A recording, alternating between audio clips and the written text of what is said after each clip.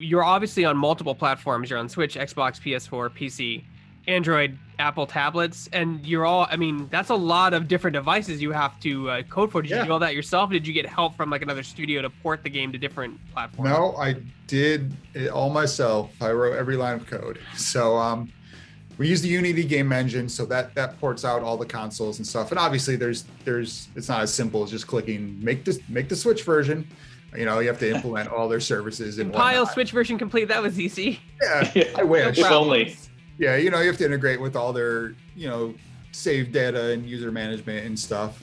So about 80% is the same across there. So yeah, I'm supporting all those versions, and then I wrote the where you actually play it is a website, you know, that integrates with our backend.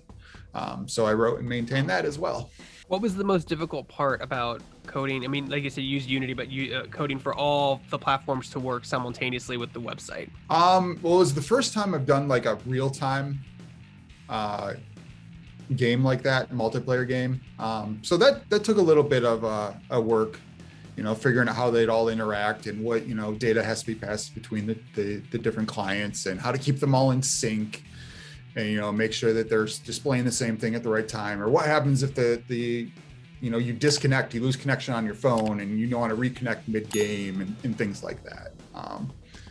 It's all those like edge case type scenarios of, you know, that, and we're continuing to make improvements to the game, but just like, yeah, little stuff like Mark said, disconnecting, or what if the player pauses and they're the host? How does that affect the other players? Or, you know, what if you close your browser tab, but you're still connected to the game? And it's just 1,000,001 of those, you know, scenarios that are going to happen to somebody, and you want them to have the best experience possible. So just trying to think it through and plan ahead. Yeah, I don't envy that. I will say our last game, Freedom Finger, had a fair amount of like videos, movies, cutscenes, and whatnot in it. And I said, I'm not going to make a game with movies again because every console plays them slightly differently, and there's all these little things. And what did I do? I made a game that's only movies. Exclusively movies. So that is, you'd think 2021, that'd be like a solved problem. Playing movies seems very easy, but every platform just handles it a little bit differently and different encodings and stuff like that. Yay for proprietary OSs.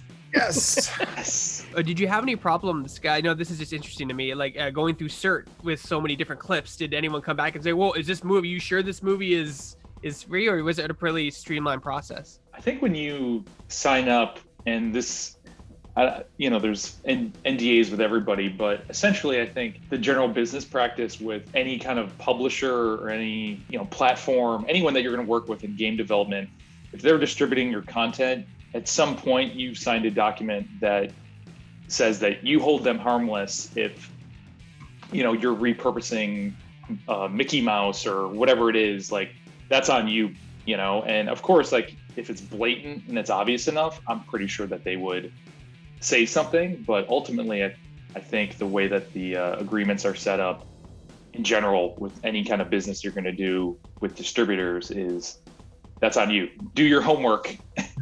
What did your studio learn from Freedom Finger that you applied and brought over to What the Dub? I think What the Dub is almost the opposite in every way of what we did with Freedom Finger. Freedom Finger was 10 out of 10 in terms of every ask in every kind of like department of the game. So art, music, legal, because we had to clear, you know, 40 plus music tracks. And then we commissioned songs from Aesop Rock and dealing with that. So there was just, everything was just completely layered. You know, you had talent, and the talent is, you know, SAG, so we're dealing with that. And it was a big game, and it took us about 3 years to make, versus this, which is, it's a simple concept. We do kind of one thing. We think we do it very well. The development was certainly not, you know, as Mark talked about, simple, but it was, I think, more streamlined and more focused. We weren't trying to do, you know, like a shmup with music elements and tell a story and animated cutscenes. and 40 levels and DLC and so on and so forth. So it was a much more pared down, focused concept. And I think like, you know, the first time you do game dev, you want to build your epic. You want to have like the biggest scope game you can. You want to wow everyone. But I think that there's a certain kind of discipline that you learn after that, where to focus and to do something specifically and intentionally with limitations also has a place.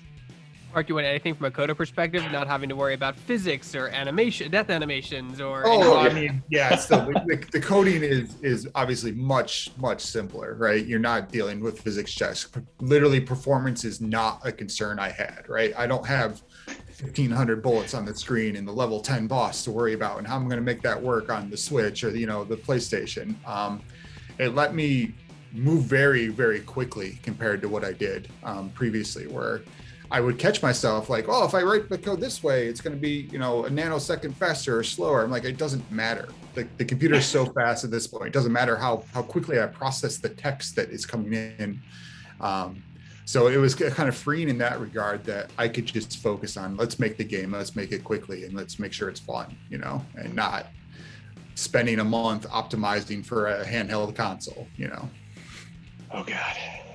If you guys Flashbacks.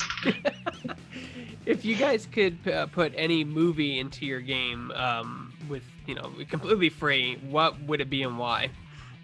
I've been on a Godzilla kick lately. My son is 2, and I just started watching some of the Godzilla movies with him, and he just absolutely is all in. And some of those fights and the cutscenes and just like, they're ridiculous and they're perfect and they're made for a game like this. So I would say give me the entire like classic Godzilla franchise, any one of those, especially Son of Godzilla.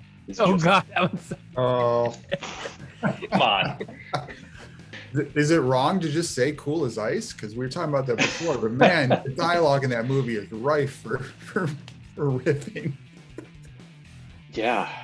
I mean, obviously not my dream movie, but man, it would work so well in this game. I think every frame would end up in the game, just nothing would be spared, even the title sequence would be dubbable, I'm actually surprised. A lot of the Godzilla films were made in the 50s and late 50s, mid 50s, and those aren't public domain, I guess, because Japan has different copyright laws, I'm gonna guess.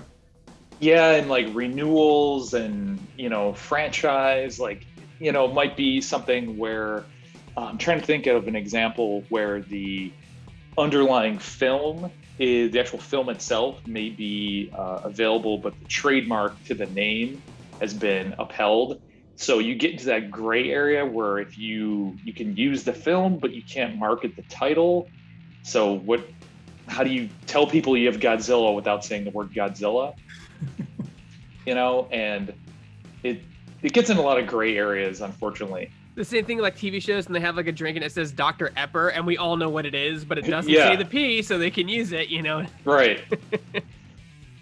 Yeah, I would love to get a hold of like, there's the, what is it, like Persian Spider-Man, or like all those kind of like regional knockoffs. There's like Turkish Russian Rambo. Yeah, like those I think would be legit. And I was looking into this recently, and I don't know if this still holds true, and it may just be a rumor, but I thought that during the Cold War, like the US basically said that any copyright that is valid in Russia, we don't recognize that. So it's kind of open season on that. So I think, at least within the States, we might be able to mine a lot of like Soviet era films. Yeah. Whether or not those are, dubbable. Funny or not is the question. Yeah.